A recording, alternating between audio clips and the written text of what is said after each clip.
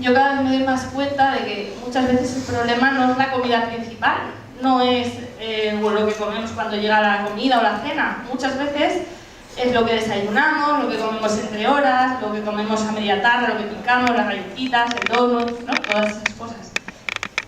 Nosotros apoyamos a que sí que podemos hacer una alimentación sana, divertida, muy rica, y lo que queremos hacer hoy es daros propuestas prácticas sobre qué podemos comer en el desayuno, pero que también sirve para comer como snack en cualquier momento del día. Y bueno, no me voy a enrollar más, os voy a pasar con Laura. Os presento simplemente a todos muy rápido: Ainhoa, Elena, Sara, Guillem, Laura y Natalia. Van a ir hablando en diferentes orden diferente, así que ya los vais a ir conociendo. Y empezamos con Laura. Vale, pues hola, bienvenidos, bienvenidas. Vamos a empezar esta charla sobre desayunos saludables. La idea que tenemos es daros unas propuestas de desayunos y explicar un poco también en qué consiste un desayuno saludable, qué es lo que tiene que tener. Y bueno, y disculpadnos si nos veis nerviosos, que es la primera vez que hablamos así en público.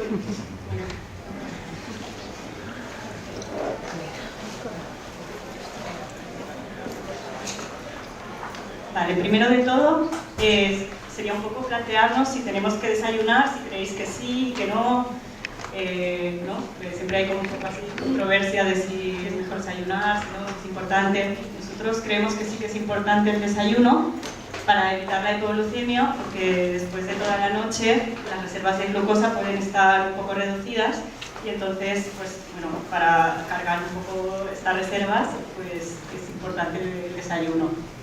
Además que si no desayunamos, pues entonces a media mañana nos entra así como un agujero en el estómago y de repente vas a ir a buscar alimentos que tengan con un montón de azúcar y que de repente te reanimen, ¿no? Esto es porque estás en hipoglucemia.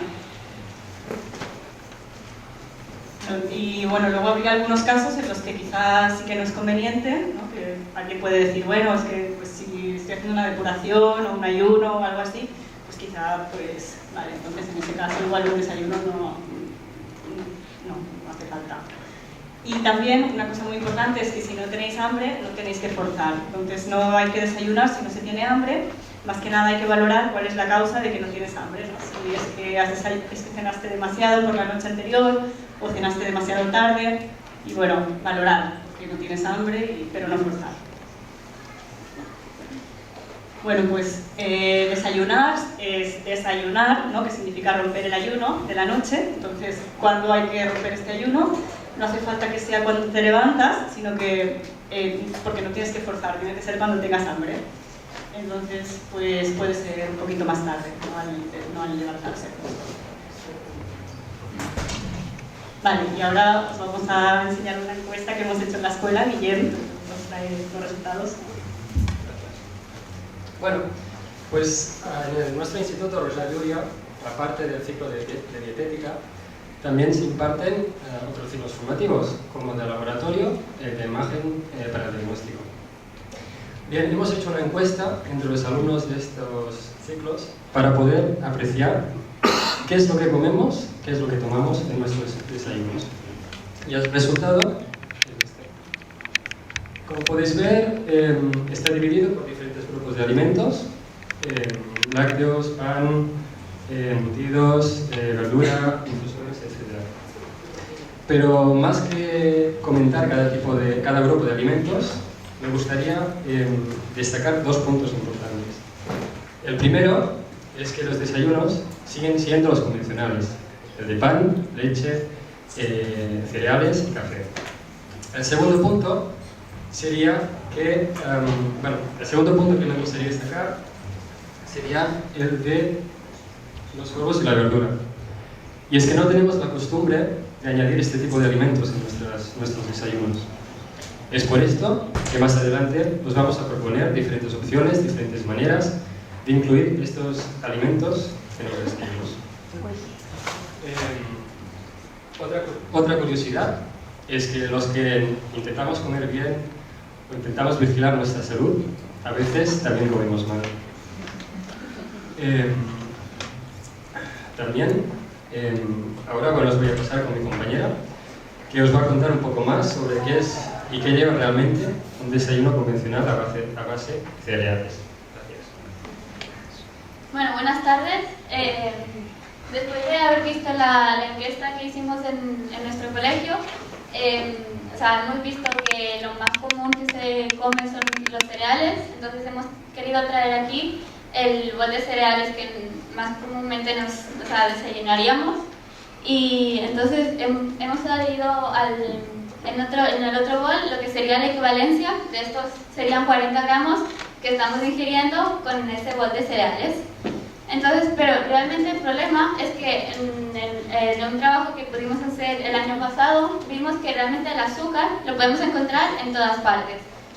Por ejemplo, aquí lo podemos ver, y lo que nos sorprendió también es que incluso en los productos salados, ahí también encontramos azúcar. Entonces, lo pongo por aquí. Entonces, bueno, realmente eso podríamos hablar de 70 o 100 gramos que realmente ingirimos de azúcar al día y tal, pero realmente solo son cifras, ¿no? Entonces, lo que yo quisiera realmente que nos centráramos es qué realmente está sucediendo, ¿no?, en nuestro cuerpo. Entonces, bueno, el primer ejemplo que nos podríamos quedar es en el caso, por ejemplo, de los niños, ¿no?, que desayunan en casa estos cereales y a las pocas horas en el colegio ya están cansados, están durmiendo encima de la mesa. Entonces, ¿qué está sucediendo, no? Entonces, en el cuerpo, bueno, pues como explicaba mi compañera Laura, cuando nos despertamos nos encontramos en estado de hipoglucemia. Y entonces, claro, nuestro cuerpo nos pide azúcar para despertarnos. Y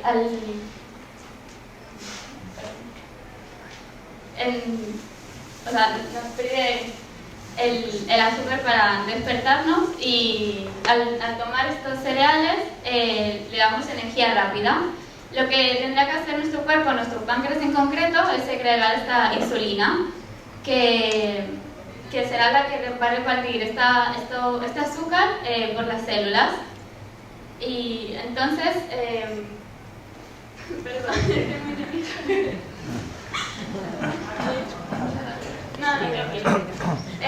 entonces va a repartir, la insulina será la que se encarga de repartir el azúcar por las células, pero luego esta insulina se va a quedar en sangre y va a ser cuando volvemos a estar en hipoglucemia, que el cuerpo nos volverá a pedir este azúcar. Y entonces, claro, lo que realmente estaremos creando es el estado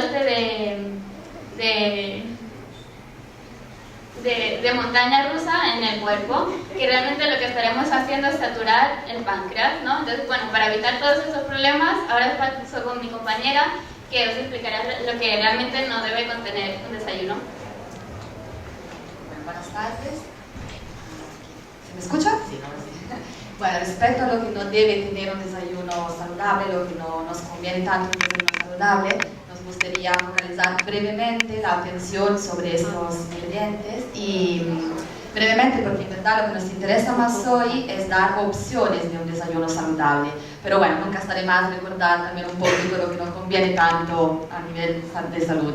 El azúcar y la harina refinada, acaba de hablar muy bien mi compañera, de verdad los nervios lo acaba de hacer muy bien Ainhoa. Entonces, entonces, esto lo hemos visto. Bueno, entonces paso al trigo. Del trigo también ya se escucha mucho, ya seguro que muchos de vosotros sabéis, habéis leído, y solo decir que el trigo moderno es un trigo muy rico en gluten, y esto sí favorece la producción de un pan bien grande y esponjoso, pero no tanto nuestro intestino. Entonces, mucho gluten en una dieta se relaciona con el problema de la impermeabilidad intestinal, con alergias, con enfermedades autoinmunes, y por lo tanto para nosotros es algo para vigilar. Y sobre los lácteos, también afortunadamente se habla bastante del tema, ya muchos de vosotros sabéis. Entonces aquí también solo recordar que, bueno, lo que os resuena, que los pesticidas, los antibióticos que pasan del animal a la leche, pues lo estaríamos tomando con la leche. Pero aunque quisiéramos olvidar este pequeño detalle, Digamos que la pregunta sería, ¿es necesario que tomemos leche? Por ejemplo, el calcio, ¿no habrá alimentos más donde podemos encontrar más o mejor? Y bueno, entonces pensar que, por ejemplo, a medida que vamos creciendo, perdemos el enzima que nos hace digerir la proteína de la leche, con lo cual seguro que aquí hay alguien intolerante o que habéis escuchado a alguien que es intolerante, y esto pues se vuelve otra vez un problema para nuestro organismo, entonces otra vez alergias, mucosidades y todo esto. Y por último, las grasas no saludables, sin entrar en grandes temas, como estamos hablando de desayuno, pensar que todas estas cosas, estos donuts, estos pastelitos de la mañana, contienen grasas que no son saludables. Por ejemplo, la margarina se somete a un proceso de hidrogenización, un proceso se calienta y se transforma la estructura de esta grasa y se vuelve algo que no es reconocible para nuestro organismo, otra vez otro tóxico en nuestro organismo. Pero bueno, como hemos dicho, son pinceladas porque nos interesa más hablar de lo que sí vamos a querer en un desayuno, lo que sí debe tener un desayuno saludable. Y nos interesa hablar, nos hablarán ahora mis compañeras, de las proteínas saludables, de hidrato de carbono de absorción lenta y de grasas buenas. Pero en definitiva, todo eso se resume en comer alimentos no procesados. Y ahora os paso con Sara, que os hablará de la importancia de las proteínas. Hola, buenas tardes. Bueno, yo voy a explicar la importancia de que en un desayuno aparezcan proteínas. Como ya sabrán, las proteínas tienen diversas funciones, pero hoy quiero destacar una de ellas, que es su poder saciante. Las proteínas están formadas por aminoácidos y en concreto hay uno de ellos que sería el triptófano y la tirosina. La tirosina nos ayuda a sintetizar un neurotransmisor que es la dopamina. La dopamina tiene muchas funciones, está relacionada con el estado de ánimo, con el bienestar, pero además se ha visto que tiene una función con la saciedad. Además tenemos otro aminoácido que sería el triptófano, que este también nos ayuda a sintetizar la serotonina. La serotonina seguramente que la conocéis como el neurotransmisor del buen ánimo, de la felicidad, de la alegría. Además nos ayuda a mantener la temperatura corporal, pero además tiene un efecto saciante. Bien, ¿cómo podemos sintetizar esta serotonina? Pues consumiendo alimentos que sean ricos en triptófano y que tengan unos ayudantes cofactores que serían la vitamina B6 y el magnesio, y una pequeña dosis de insulina. ¿Qué alimentos son ricos en triptófano y en vitamina B6 y magnesio? Pues serían las semillas de chía y de sésamo, pero sobre todo estas semillas se tienen que consumir trituradas, porque son tan chiquititas que si no las masticamos tal y como las comemos, pues por ahí va. Entonces, cuando consumimos estas semillas, las absorbemos y pasan al torrente sanguíneo. Y para que puedan atravesar la barrera hematoencefálica necesitamos un ayudante que sería la insulina. ¿Cómo podemos hacer que haya una pequeña dosis de insulina? Consumiendo alimentos que sean hidratos de carbono de absorción lenta, como por ejemplo los copos de avena. Una vez que han atravesado la barrera hematoencefálica, llegarían al cerebro y de allí se sintetizaría la serotonina. Un desayuno ideal, bueno, ya un ejemplo, pues sería unos copos de avena acompañado de frutos secos y de semillas trituradas, que serían de chía y de sésamo. Bien, además, hemos visto dos estudios que son recientes. Uno de ellos se realizó en China con 156 chinos obesos adolescentes, donde a la mitad se le administraba para desayunar pan de arroz hervido y a la otra mitad se le administraba huevos. Y se observó que los pacientes que consumían huevos a lo largo del día tenían ese efecto saciante, no querían coger otros alimentos, ¿no? Otro estudio que se observó, que fue en Nueva Zelanda, con 140 pacientes que eran diabéticos. A la mitad de los pacientes se comían 2 huevos al día 6 veces a la semana y la otra mitad consumían menos de 2 huevos a la semana. Y se observó que los pacientes que consumían más huevos se había producido una modificación en el perfil lipídico, pero no de manera negativa. Y sí se había producido un efecto saciante, porque habían observado que habían aumentado unas hormonas gastrointestinales, concretamente el GLPI1 y el polipéptido YY. Es lo que más me ha costado aprender. Y entonces que están relacionados con el vaciado gástrico y con la saciedad. Aunque pensemos que consumir tantos huevos debe ser una locura, no, se ha visto que no es un riesgo para las enfermedades cardiovasculares, siempre y cuando consumamos huevos que mejor sean ecológicos y su forma de cocción, que no se llegue a oxidar ese colesterol. Una mejor manera sería huevo poché pasado por agua o en la sartén con unas gotitas de aceite. Y bueno, como mensaje que quiero transmitir sería que tienen muchas propiedades las proteínas, pero que si consumimos estos alimentos en el desayuno, como por ejemplo podrían ser pescado azul, pescado blanco, huevos, semillas, frutos secos o legumbres, nos ayudarán a que a lo largo del día no caigamos en la tentación de picar entre horas. Y ahora os voy a pasar con mi compañera que va a explicar la importancia de desayunar grasas buenas y hidratos de carbono. Hola. Bueno, otro grupo de alimentos que queríamos incluir en nuestros desayunos es las grasas buenas. Entendemos como grasas buenas pues el omega 3, el omega 6 y el omega 9. Los podemos encontrar el omega 3, por ejemplo, en pescado azul, como la sardina, el boquerón, el atún, el salmón. Es importante intentar comer pescados que no sean muy grandes de tamaño, porque entonces, contra más grandes sean, más metales pesados pueden llevar. También los encontramos en frutos secos y en semilla, como en las semillas de sésamo que nos decía Sara, o también en las nueces, avellanas y todo tipo de frutos secos. También podemos encontrar en algunas frutas, como el aguacate o el coco. Y por último ya en los aceites, como el de girasol o el de oliva. ¿Por qué es importante desayunar estas grasas buenas? Son súper importantes para el funcionamiento de nuestras células y de nuestro sistema nervioso. Y aparte lo que hacen es ayudan a retardar la absorción de los alimentos a nuestro estómago. Entonces nos sentimos más saciados porque van entrando lentamente a nuestro organismo. Y por último, el otro grupo de alimentos que queríamos hablar era de los hidratos de carbono complejos, o también conocidos hidratos de carbono de absorción lenta.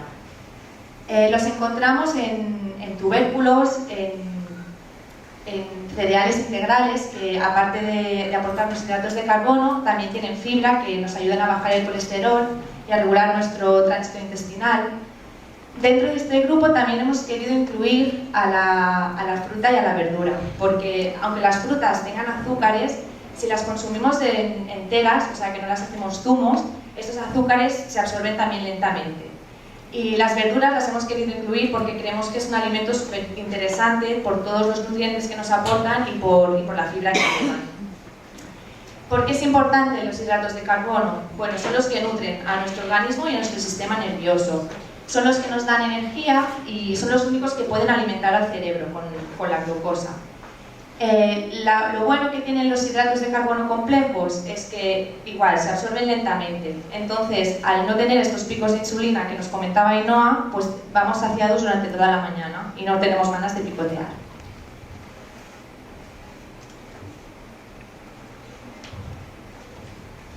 Vale, pues ahora viene la tercera parte ya de la charla, donde vamos a daros ideas de algunos desayunos saludables. Cada uno de nosotros va a presentar su desayuno o varios desayunos y propuestas. Todas las hemos hecho nosotros, las fotos que veréis también las hemos hecho nosotros. Son desayunos sin lácteos y sin trigo, con productos ecológicos. Y bueno, vamos a colgar esta presentación en la página web de la escuela. Si luego queréis volver a ver las recetas, las podéis encontrar allí. Y también queremos dejaros con la idea de que un desayuno no tiene que ser una cosa aburrida ni repetitiva, sino que puede ser creativa y divertida. Pues la primera propuesta y más sencilla de todas es la fruta, que como decía Natalia, es una buena opción porque tiene azúcares que se absorben lentamente. Si te comes la fruta entera tienes la fibra y eso hace que la glucosa se vaya liberando poquito a poco y tengas una energía un poquito más constante, que si te haces el zumo, pues como no tienes la fibra, la glucosa sube más rápido. Entonces esto en sí no es un desayuno completo, es como un snack o algo para llevarte. Si lo quieres hacer un poquito más completo, le puedes poner unos frutos secos y ya tienes algo un poquito más completo. Bueno, seguidamente de las frutas que nos comentaba mi compañera, bueno, tenemos los batidos. Aquí, para empezar, os presento un batido de fresa que contiene semillas de lino, que nos aportaría proteína, efecto saciante. Bueno, leche vegetal, podemos poner la que nos más guste, fresas también a gusto y luego un toque de canela.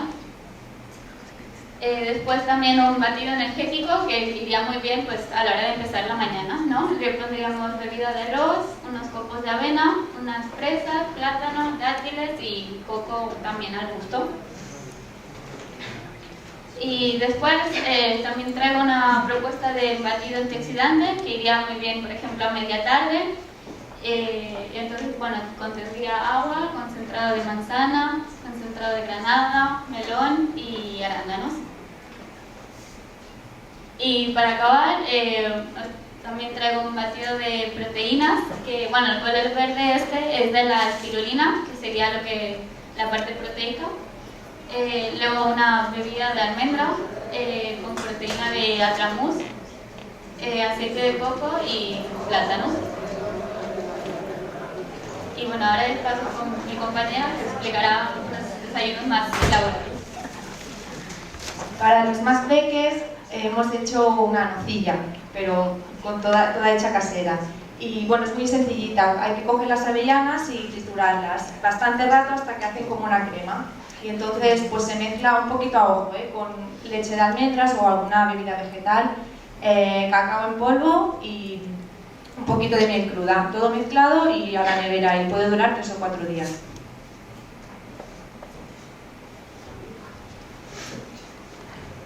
Bueno, pues aquí tenemos un porridge de avena con frutos secos y arándanos y pasas y un poco de plátano, que bueno, puede ser un desayuno bastante bueno.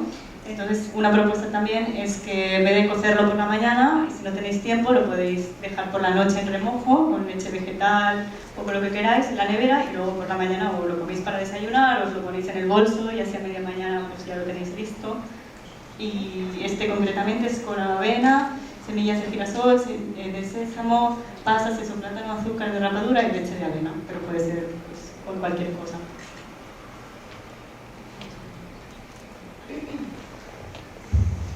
Vale, y esto sería un batido de chía.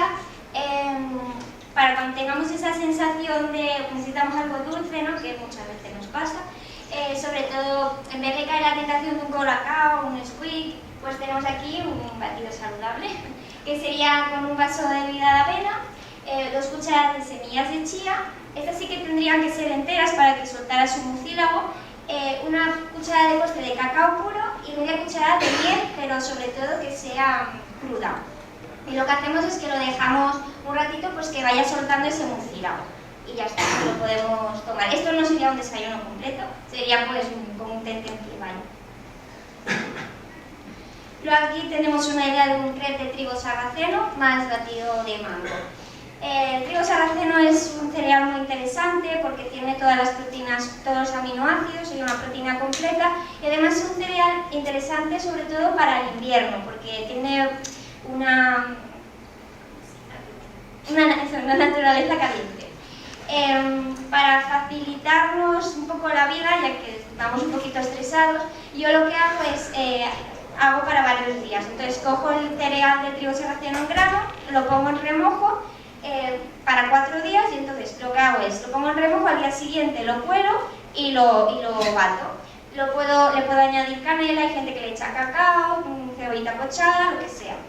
Entonces lo guardo en la nevera y por la mañana unto la sartén con aceite de coco o aceite virgen de oliva y hago la masa de crepe y luego el relleno va a gustos. Yo en este caso he puesto aguacate, germinados y semillas de sésamo trituradas. Y esto lo he acompañado con un batido de mango, con aceite de coco, bebida de avena y coco rallado. Esto sí que podría ser un desayuno completo. Luego aquí sería pues hacer el pan de trigo sarraceno. Esto es un poquito más laborioso. Para hacer el pan lo que he necesitado son 350 gramos de harina de trigo sarraceno, 500 mililitros de agua, 2 cucharadas de postre de levadura, y lo he dejado que fermente 1 horita o 2 horas tapado y sin que haya corrientes de aire. Y entonces luego lo he metido al horno, 220 grados, una horita. Sobre todo para los principiantes como a mí, para que no se os queme el pan y vigilando. Entonces luego pues, soy sincera. Entonces, como se suele poner mal enseguida, sobre todo ahora en verano, mejor que lo guardemos en el congelador y vamos sacando. Y bueno, para untar, veréis que me encanta el aguacate, aquí puse aguacate, semillas y germinados. Y lo he acompañado con un té blanco, eso también podría ser un desayuno completo. Vale, para las personas que dicen, bueno, sí, todo esto es muy bonito, pero yo tengo una vida muy ajetreada y no puedo. También está la alternativa de los crackers de trigo sarraceno.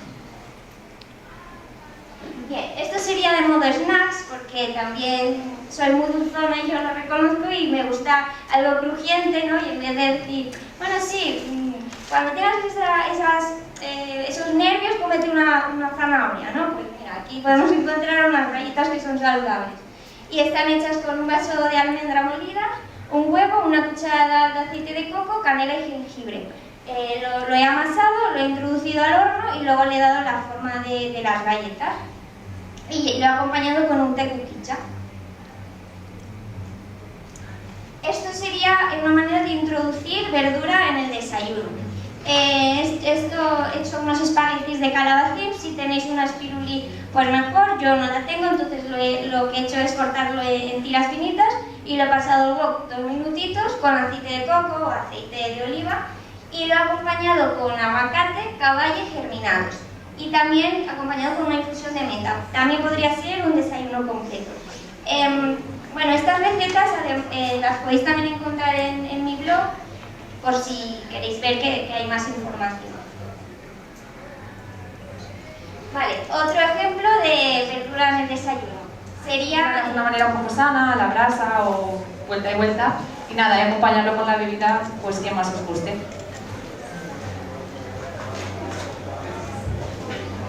Bueno, esto es una, como antes hemos dicho, de vigilar un poco con el trigo, entonces una alternativa para cambiar de harina, y son harina de almendra y harina de coco, a la cual he añadido un poco de bicarbonato de sodio y plátano y huevo. Ahora os explico un poco la elaboración. Entonces, que se ve quizá complicada, pero en verdad es muy rápida de hacer. Simplemente mezclamos las harinas de almendra y de coco y en otro bol, en otro plato, machacamos un plátano y le añadimos un huevo. Y mezclamos todo esto y hay dos opciones para cocinarlo. Al horno, entonces a la masa yo le añado un poquito de aceite de coco y lo meto al horno en un molde, o se puede cocinar en la sartén con aceite de coco. En este caso he puesto la bebida vegetal porque a la sartén a lo mejor esta masa necesita un poquito para que sea un poco más líquida. Y el relleno, aún más sencillo, aquí la puede ser con arándanos, puede ser con puede ser la receta base, luego con lo que os guste, y se trituran los arándanos con el aceite de coco y ya tenemos el relleno, o sea que es muy rápida de hacer. También, como decía Sara, esta receta la podéis encontrar en la página web de la escuela o en nuestros blogs. Yo también he subido en mi blog la receta. Esta es otra versión, digamos la versión salada de la harina de almendra con sésamo y también un poco de bicarbonato de sodio para que suba un poco más el pan. Y lo mismo, mezclamos la harina con el huevo y esto lo he cocinado al horno, pero solo 5 minutos, porque si lo dejamos mucho las almendras se vuelven un poco amargas, por lo cual vigilar 5 minutos al horno. Y otra versión más, pero con eso os voy a explicar porque hasta ahora hemos puesto el huevo, y con eso os voy a explicar la versión vegana de toda esta receta, tanto el muffin como el pan de almendra, como esto, como el otro de sésamo, se puede hacer una versión vegana, y es la harina de almendra, se tritura la almendra y tenemos la harina. En vez de poner el huevo, hacemos una gel de lino. Para eso pondremos, en un caso, pondremos una taza de agua más o menos, y 2 cucharadas soperas de lino, y lo cocinamos a fuego medio un poquito hasta que se haga una textura de gel. Se verá, se va espesando y se hace el gel. Entonces allí lo colamos en un colador de malla gruesa.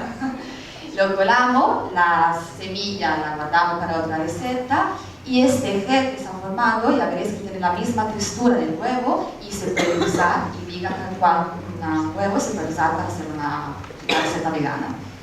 y eso también lo cociné al horno y también 5 minutos. Bueno, y acompañar todo esto, unos patés, porque no, la mañana también, a quien es menos dulce, ¿no?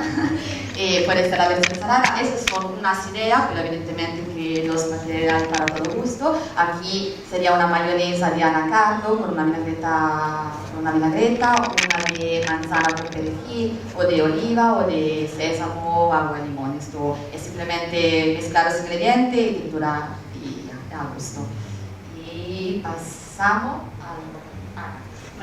Pues aquí tenemos un bocadillo, ya es como el desayuno más tradicional, que es con pan de trigo sarraceno, con olivada, aguacate y semillas de girasol y un poco de rúcula. Pero también puedes hacer pues con, no sé, con otras, con olivada, bueno, puedes hacer bocadillos así con otros patés, como comentaba Elena, y con semillas, que nunca ponemos a los bocadillos, pero es como introducir un poquito más de proteína, y con algo de verdura, eso sí, para hacerlo un poco más equilibrado. Y bueno, aquí traigo una propuesta que es las sobras, ¿no? Que todos tenemos algún tupper ahí perdido en la nevera, y también está muy bien y se puede utilizar para el desayuno. Sobre todo, por ejemplo, pues eso, ¿no? Que si por la noche, en vez de cenar tanto por la noche, a veces es mejor cenar una cosita ligera y luego comer mejor a la mañana, algo más consistente, ¿no? En este caso, pues es un arroz con remolacha y unas semillas de sésamo y bueno, riquísimo.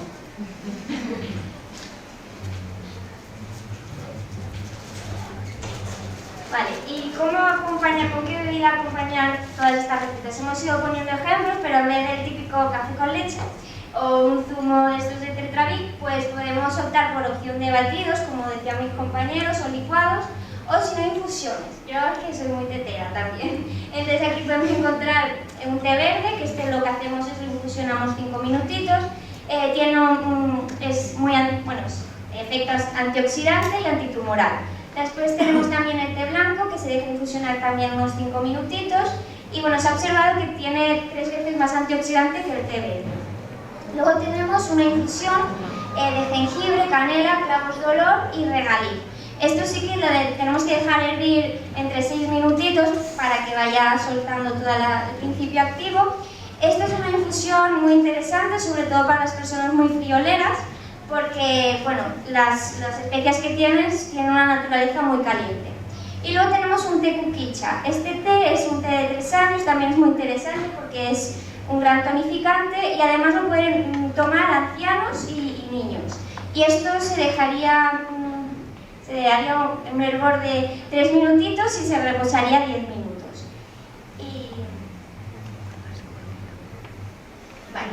Y bueno, para acabar, deciros que sí que es muy importante desayunar bien y comer bien, bla bla bla, pero también es muy importante que disfrutamos con la comida, por eso hemos querido daros pues unas alternativas que son apetitosas y gustosas.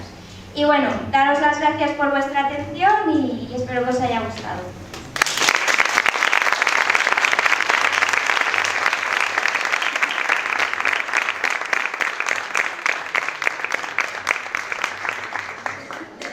Bueno, yo me he quedado alucinada de aquí la espontaneidad.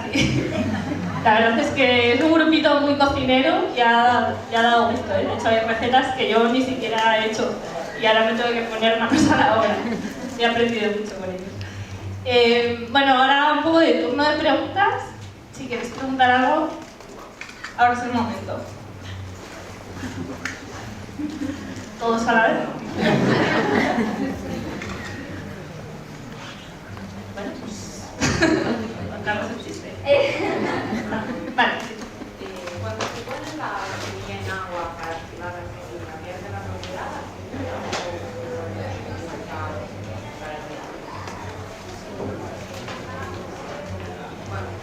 Vale, lo voy a repetir con lo que he entendido. Tú me dices. Pregunta si al activar las semillas, es decir, al dejar las semillas en remojo, en agua, si pierden propiedades o no.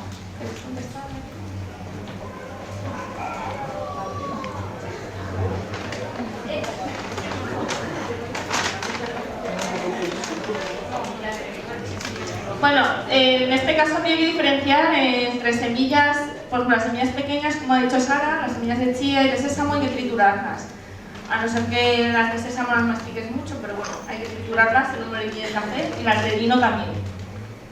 El resto de semillas, las semillas de girasol y calabaza, los frutos secos, todos ellos, si los dejamos en remojo del día anterior, que pueden ser unas 10 horas, por ejemplo, pues durante ese tiempo de remojo se desactivan algunos de los antinutrientes. Por ejemplo, se generan fitasas y rompen el ácido fítico. Bueno, se eliminan una serie de antinutrientes siempre que después tiremos el agua. O sea, se dejan en agua, después al día siguiente tiramos el agua y tenemos la semilla más hidratada o el fruto seco más hidratado sin tantos antinutrientes. Lejos de perder nutrientes, tenemos una semilla que tiene los mismos nutrientes pero que se absorben mejor. Por lo tanto, por ejemplo, la cantidad de calcio en una almendra es la misma, pero si la dejas en remojo, la absorción de ese calcio es mucho mayor. Entonces sí que para... A ver, yo en esto sí que considero que son grados, es decir, si una persona no come frutos secos de la manera que sea. Ahora, si queremos hacer un paso más de, bueno, avanzar, ¿no? Esto es a pasos. Y si queremos llegar a un grado más de nutrición, pues es verdad que si remojamos las semillas y frutos secos, aprovechamos mucho mejor los nutrientes.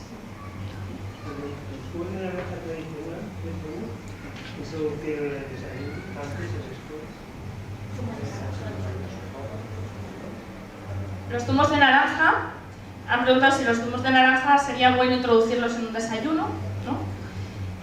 Zumo de naranja, lo primero, como han comentado, Laura ha dicho que lo ideal siempre es la fruta entera. Es decir, siempre es mejor una naranja entera que no un zumo de naranja. Si es natural y te lo haces en casa, bien, pero coge la pulpa y no la tires. En vez de filtrarlo y colarlo, pues deja toda la pulpa, que así de esa forma, pues bueno, aún tienes más fibra y ya está bien.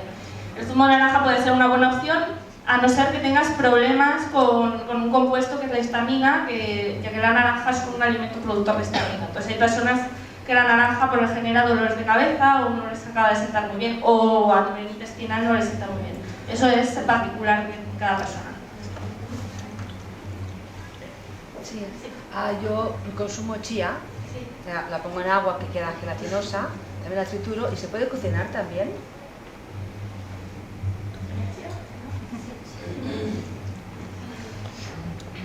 Yo creo que se oxida, vaya. Igual que las semillas de lino, ahí donde estaba la... Ah, vale, perdón. Las semillas de lino, igual que las de chía, yo creo que al entrar en calor se oxidan. Lo mejor sería no cocinarlas. Sobre todo hay que tener cuidado de cocinarlas cuando están trituradas. Una cosa es cocinarlas enteras o, por ejemplo, introducirlas en una preparación enteras, pero si las trituras no hay que ponerlas al calor, porque tienen grasas muy insaturadas y se oxidan. Entonces a veces es peor. A ver, al final todos son lo que os decía antes, pasos, pero de hacerlo así, hacerlo bien. No cocinemos, no pongamos altas temperaturas. O sea, si hago un puré de verduras, añado chía, ¿cómo lo añado? ¿No al final. Al final. Si haces un puré de verduras y añades semilla chía, la añades al final y trituradas. En un molinillo de café trituras y añades al final. He visto que utilizáis mucho el aceite de coco en las recetas. Quería saber qué propiedades tiene respecto al aceite de oliva, el por qué. El aceite de coco, hay un detalle que teníamos que haber cambiado al final, que es que quede claro que siempre es aceite de coco virgen el que utilizamos, que no tiene absolutamente nada que ver al aceite de coco refinado que utilizan en bollería, pastelería convencional. Entonces el aceite de coco virgen, al no haber estado sometido a las temperaturas, mantiene una cantidad enorme de antioxidantes, compuestos antiinflamatorios y demás. Lo utilizamos en algunas preparaciones para dar consistencia, sabor y sobre todo, por ejemplo, Sara, que lo ha nombrado en algún momento, lo utiliza a veces incluso para cocinar. Para cocinar, el aceite de coco virgen es el que más aguanta las altas temperaturas de todos los aceites.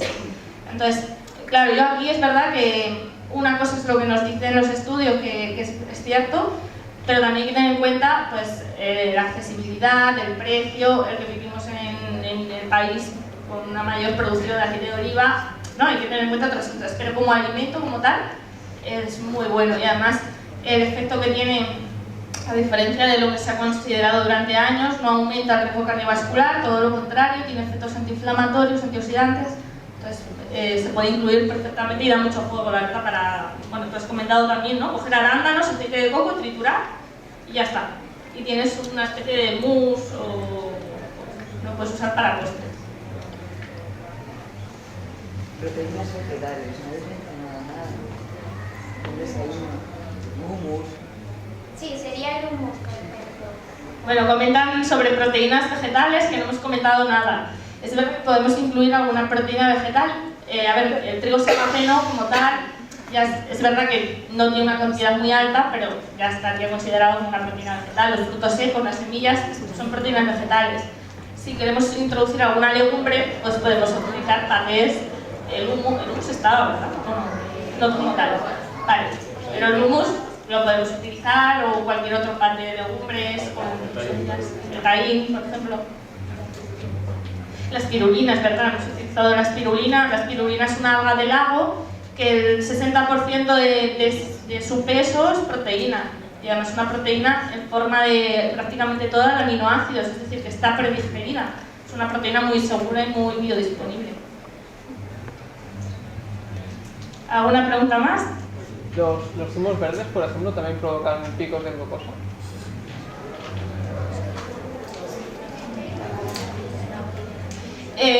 Pregunta sobre los zumos verdes. Si también generan esos picos de glucosa. Los picos de glucosa se generan cuando utilizamos zumos. Y sobre todo zumos colados o licuados en los que retiran la fibra. En realidad los zumos verdes, si se utilizan hojas verdes, las hojas verdes, la cantidad de hidratos de carbono que tienen es mínima. Entonces en realidad es un concentrado de antioxidantes, de clorofila, de compuestos activos que no van a generar ese pico de insulina, ese pico de glucosa. No tienen ese problema. Y sobre todo, siempre que hagáis algún licuado, algún zumo de este tipo, si añadís un poquito de grasa al licuado o al zumo, conseguiréis que el poco hidrato de carbono que haya se absorba todavía más lentamente, ¿vale? Que actuaría también ralentizando un poquito toda esa asimilación y siempre va a ser un poquito mejor. Ahí atrás. La fruta triturada, no licuada, mantiene las propiedades. La fruta triturada, no licuada, sí mantiene las propiedades.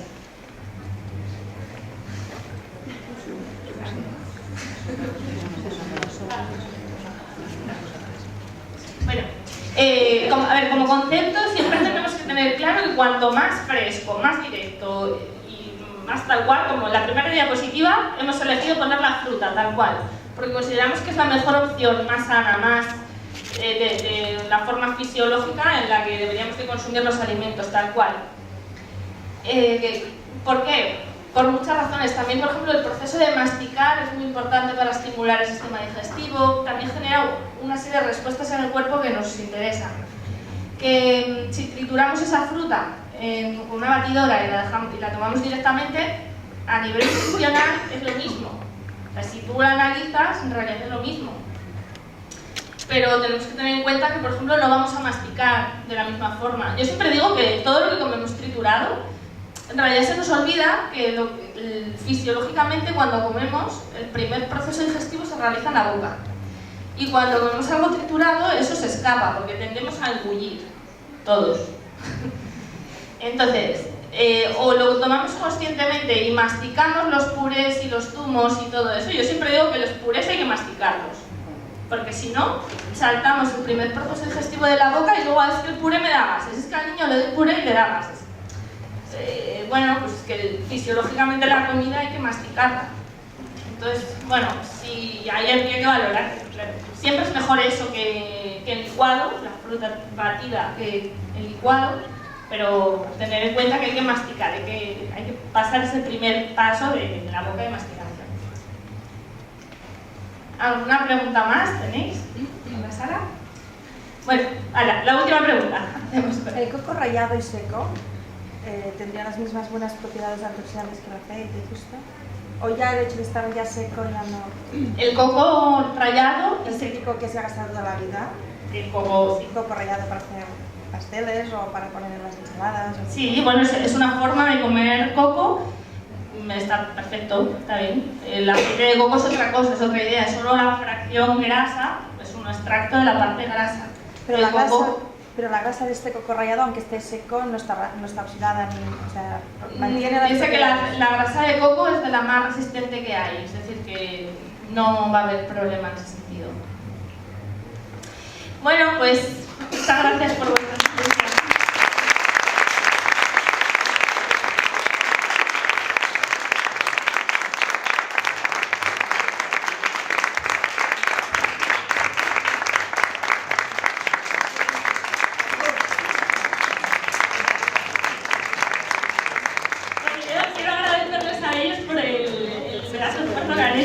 Preparar, todas esas fotos son de ellos, las han cocinado expresamente para aquí, han hecho fotos, se han cerrado, han hecho una encuesta, han hecho otras, hay un trabajo que creo que se merece reconocer.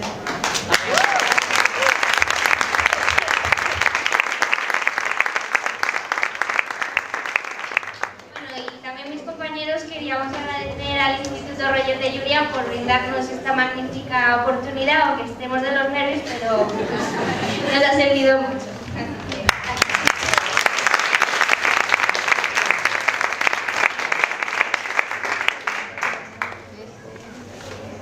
Bueno, y ya para finalizar y poner la guinda del pastel, hemos preparado una sorpresa para los más espabilados, que les toque un trozo de galleta. Claro, sí.